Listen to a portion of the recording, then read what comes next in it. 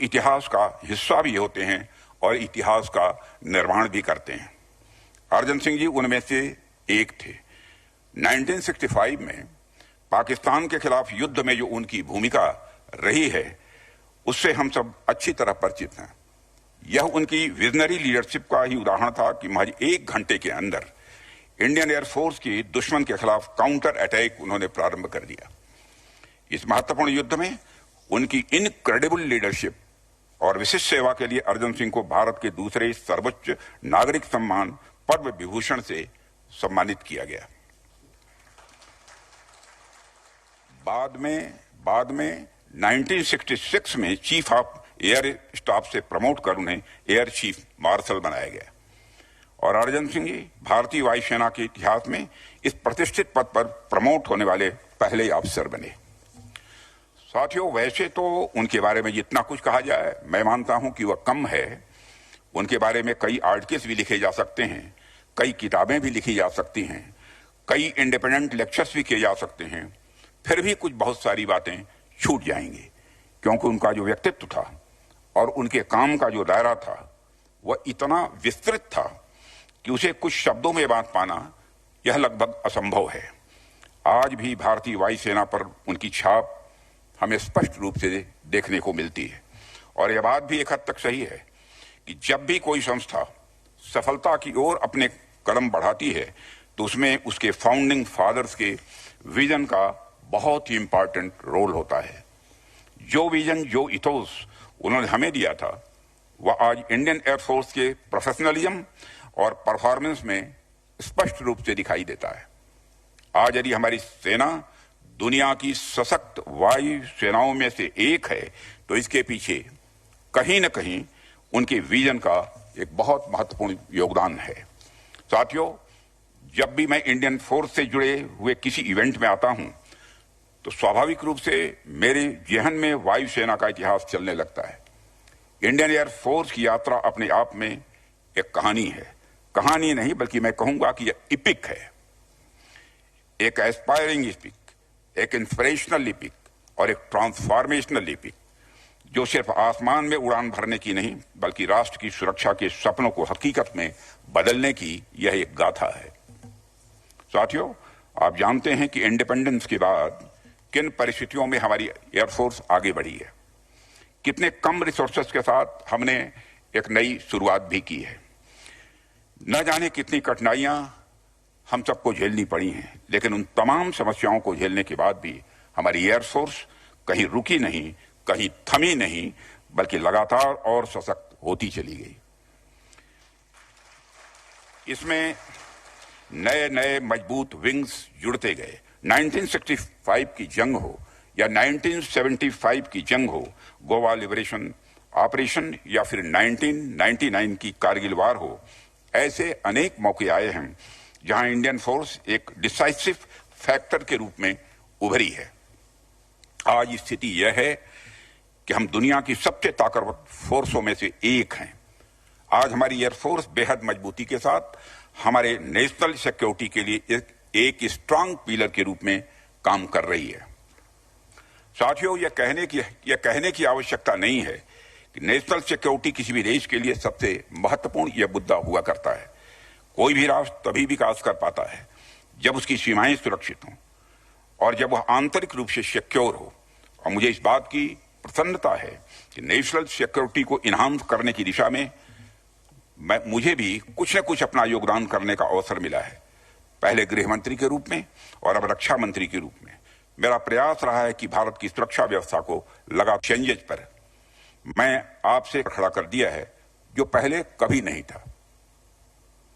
पहला मुद्दा है कि दुनिया भर में जियो पॉलिटिक्स और जियो स्ट्रेटेजिक तरीके से जो बदलाव आ रहे हैं और जिस तरह से पावर इक्वेशंस में परिवर्तन हो रहे हैं वो हमारे सिक्योरिटी पर्सपेक्टिव को किस प्रकार प्रभावित करते हैं, उन्हें हमें किस तरह से देखना चाहिए।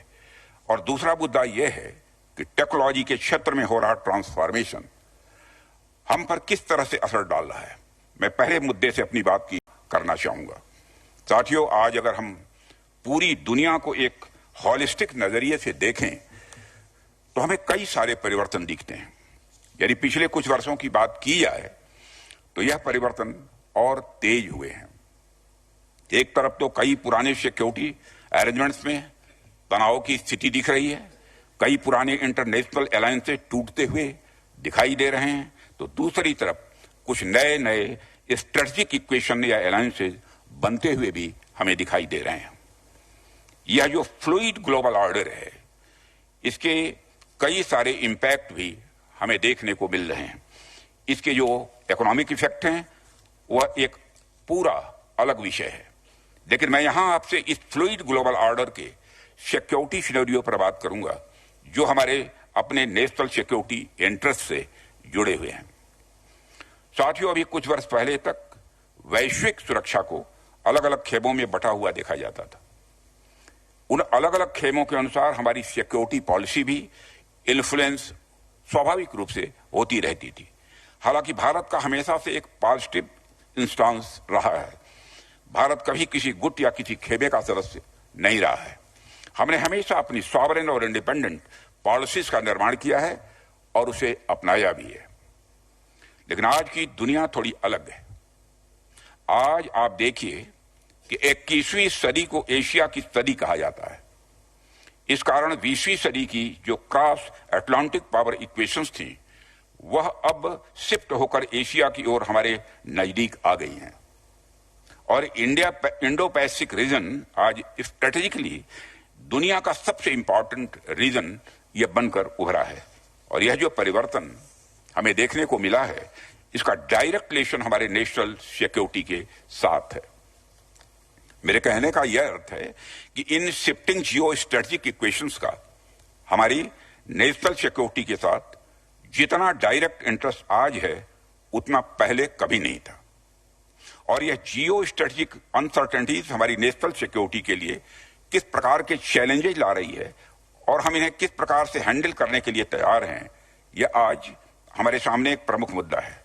सरकार और पॉलिसी मेकर्स इस दिशा में अपनी ओर से प्रयास कर रहे हैं, लेकिन जाहिर सी बात है इसमें इंडियन एयरफोर्स का योगदान भी बहुत ही इंपॉर्टेंट होने वाला है। साथियों, जो दूसरा महत्वपूर्ण मुद्दा है वह टेक्नोलॉजिकल ट्रांसफॉर्मेशन का है। आज दुनिया के अलग अलग क्षेत्रों में कॉन्फ्लिक्ट्स चल रहे हैं। यदि आप उन पर नजर डालें तो आपको एक कॉमन बात देखने को मिलेगी, वह यह है कि टेक्नोलॉजी की वजह से वारफेयर के तरीके अब कहीं ज्यादा और कैरेक्टर में लगातार यह बदलाव ला रही है। आज का एरियल कम्बैट डोमेन जमीन से कुछ फीट ऊंचाई से लेकर स्पेस डोमेन तक फैल चुका है। सर्वेलेंस ड्रोन से लेकर स्पेस मिलिट्री स्टेशन तक न सिर्फ एरियल कम्बैट डोमेन में विस्तार हुआ है, बल्कि इसकी कॉम्प्लेक्सिटी में भी हाल के समय में बहुत ज्यादा बढ़ोतरी भी हुई है। इसमें हमें आश्चर्य भी नहीं करना चाहिए, क्योंकि यह पूरा युग ही टेक्नोलॉजी के क्षेत्र में रिवॉल्यूशनरी ब्रेक थ्रो का युग है। आए दिन हमें ऐसे ऐसे टेक्नोलॉजिकल इक्विपमेंट्स देखने को मिलते हैं जो महज कुछ महीने या कुछ वर्षों पहले तक एग्जिस्ट ही नहीं करते थे। आर्टिफिशियल इंटेलिजेंस या फिर उसके कई सारे एप्लीकेशंस ने आज पूरी दुनिया में तहलका हुआ है। साथियों, डिफेंस के क्षेत्र में भी आर्टिफिशियल इंटेलिजेंस का रोल तेजी से बढ़ा है और बढ़ने वाला है। आर्टिफिशियल इंटेलिजेंस के अलावा hypersonic directed energy weapons, quantum computing इत्यादि ने भी वारफेयर को और ज्यादा अनसर्टेन बना दिया है। आर्टिफिशियल इंटेलिजेंस और मशीन लर्निंग जैसे